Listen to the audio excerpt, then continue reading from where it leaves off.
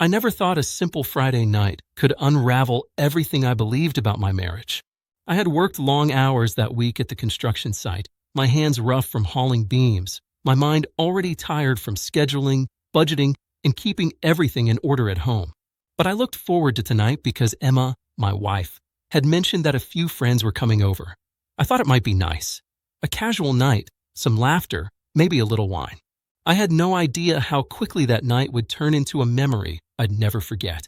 When the doorbell rang, I went to greet them. Emma's friends streamed in. 3 women, all lively, laughing, sharing stories, and teasing one another in that way people do when they've known each other for years. Then there was Lila. I noticed her immediately, not because she was loud or obnoxious, but because she had this presence. Not striking in a conventional way, but something about the way she held herself, the subtle curve of her smile, the way her eyes seemed to notice everything without judgment. I had never met her before, yet I felt I was already aware of her. At first, I tried to stay in the background, offering drinks, refilling glasses, doing my best to be polite. Emma was animated, telling some story about her workday, and I chuckled where appropriate. Then it happened. I don't know if she intended it to cut me down or if it was just thoughtless, but her words pierced me like a cold wind. "Oh, Daniel," she said, turning to her friends with this exaggerated sigh. "He's so sensitive. He still worries if the toast is burnt or the couch is slightly off-center. Isn't that cute?" There was laughter. Polite, yes, but it stung like tiny needles all over my chest. I forced a smile.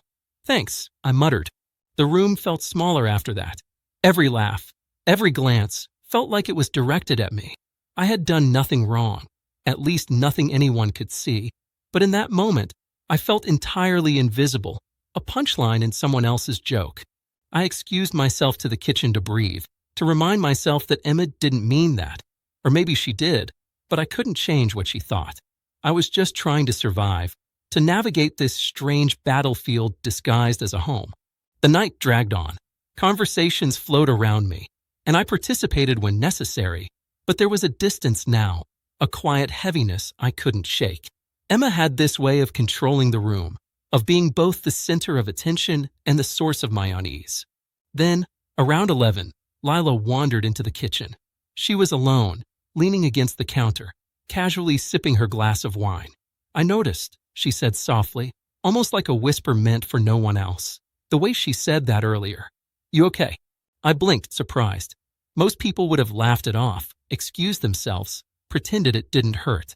But she, this stranger who somehow felt like she understood, made space for my truth without asking too many questions. "I'm fine," I said, though my voice cracked just slightly. "It's nothing. Just one of those nights, I guess." She tilted her head, smiling faintly. "If it's nothing, it shouldn't sting like that, right?" And she was right. It did sting. It stung because it wasn't the first time, and deep down, I had known for months that something in our marriage had shifted. It wasn't that we fought constantly. We didn't scream. We didn't throw things. We didn't even argue much at all. But there was a silence, a quiet, pervasive absence of intimacy, of care. Emma had always been a firecracker, and I had matched her spark with loyalty, stability, devotion. But somewhere along the way, she had stopped noticing me. And now, standing there with Lila leaning casually against the counter, I realized just how sharp the contrast was. One woman mocked me with a laugh, making me small. The other offered a glimpse of understanding, a validation I hadn't felt in months. "Do you want to talk about it?" she asked gently. I shook my head. "Not really. It's complicated, and it's probably none of your business." Her smile softened. "It's only my business if you let it be. But sometimes it helps just to say things out loud." I didn't know what to say. I hadn't realized how heavy the weight had been until someone else noticed it. And yet, something in her presence, calm, steady, sincere, made me feel like I wasn't completely invisible. Later that night, as everyone else laughed in the living room, I found myself alone with her for a moment. She leaned closer, and in a voice barely above a whisper, said something that stopped me cold. "Daniel, you deserve better than that. Than being belittled like that. You're worth more than that." It wasn't flirtation. Not exactly. But it was acknowledgement, recognition of my worth in a way I hadn't felt from my wife in a long time. That simple, quiet statement shook something inside me. For months, maybe even years, I had tolerated small dismissals, subtle undermining, little cuts that added up until I barely recognized myself in the mirror. And here was someone, a stranger until tonight, who could see it. I left that kitchen and returned to the living room, a strange clarity settling over me. I wasn't angry, not yet. I wasn't plotting or scheming. I was simply awake.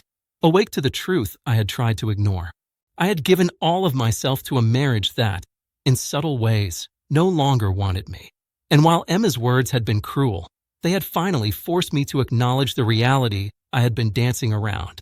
The night ended, the guests left, and Emma drifted off to sleep, oblivious to the storm I was silently navigating. I packed my things quietly, considering for the first time in a long time what it would mean to step out of the shadows she had cast over me. And then there was Lila again, lingering at the door, looking at me with those sharp, attentive eyes. "Don't let them make you small," she said softly. "Not for anyone. Not ever." Her words, casual as they were, stayed with me long after the door closed behind her. It wasn't about revenge. It wasn't about humiliation or exposing anyone. It was about recognition, about seeing myself clearly, without the weight of constant dismissal. For the first time in years, I felt capable, alive, and strangely at peace. In the weeks that followed, I started noticing the small things again. The way I carried myself, the quiet pride in what I had built, the moments when I allowed myself to simply exist without validation from someone who no longer wanted to offer it. And I realized something profound. It wasn't just about Emma, or her laughter, or the mocking tone in front of friends. It was about reclaiming myself, about refusing to shrink into the background just because someone else wanted to control the narrative. I'm not sure what will happen next with Emma, with our marriage, or even with Lila. But I know this. I will never allow myself to feel small again. Not for anyone.